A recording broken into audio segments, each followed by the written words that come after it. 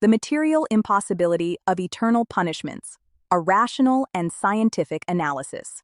The idea of eternal punishments, when analyzed from a material and rational perspective, reveals profound inconsistencies. Spiritism dedicates this passage to demonstrating that the notion of infinite suffering is not supported by the laws of nature, moral logic, or the knowledge we currently possess about the functioning of the universe and consciousness.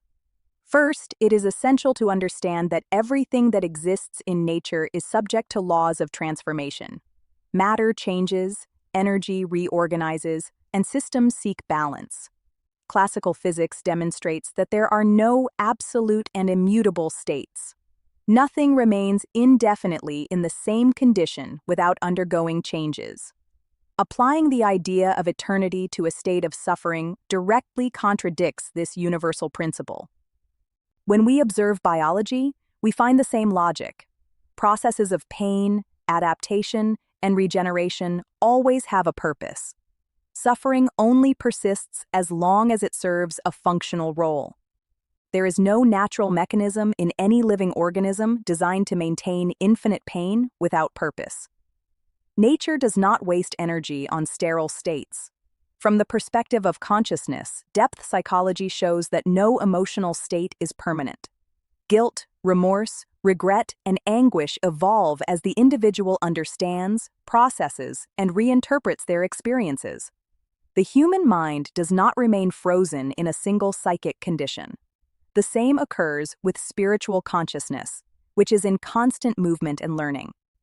Spiritism clarifies that what are called spiritual penalties are moral and psychological states of the spirit, not material mechanisms of punishment. Being internal states, they cannot be eternal, as consciousness itself evolves. As the spirit understands its mistakes, awakens to sincere repentance, and desires to make amends, suffering loses its foundation. There is also an evident logical impossibility. If penalties were eternal, evolution would be impossible. This would mean admitting that divine creation produced beings destined for definitive failure with no chance of progress. Such an idea directly conflicts with everything we observe in nature, which always points towards growth, adaptation, and improvement. Modern science reinforces this view by demonstrating that complex systems, such as the mind and consciousness, do not operate in fixed states. Astrophysics shows that even celestial bodies undergo cycles of birth, transformation, and dissolution.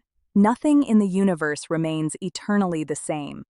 Applying eternity to a state of suffering is incompatible with this reality.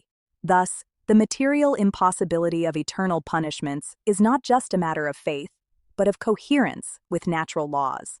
Spiritual suffering exists, but it is always transient, educational, and proportional. It accompanies the spirit as long as necessary for learning and disappears when consciousness transforms. This understanding frees spirituality from fear and reconnects it with its greater purpose: to educate, clarify, and guide the being towards moral progress. There are no definitive condemnations, only paths of learning, always open to transformation.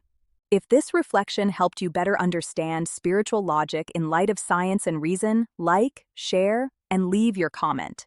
Your participation helps this message reach more people.